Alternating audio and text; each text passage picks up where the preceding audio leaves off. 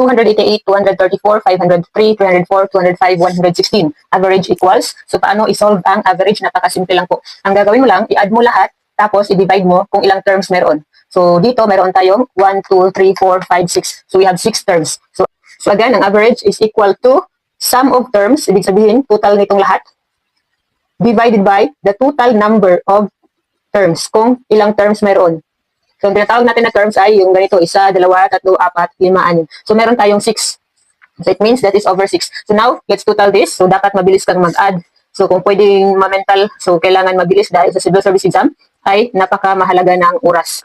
So, hanap ka ng mga techniques kung paano mo ito ma-solve mentally ng mabilis. So, we have 8 plus 4, 12, plus 3, 15, plus 4, 19, plus 5, 20, 4, plus 6, 30. So, we have 0, carry 3. So, 8 plus 3, that is 11, plus 3, 12 and 14. Tapos, meron tayong 1 dito, so 15. Carry 1, so 3, plus 2, 5, plus 5, 10, 13, 14, 15. Then, we have 1 at the bottom, so we have 1,650. So, 160 divided by 6. So, we have 16 divided by 6, we can have 2.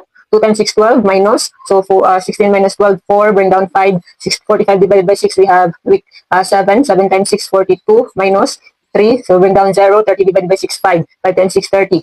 Ayan. So, we have 275 ang ating final answer for the average.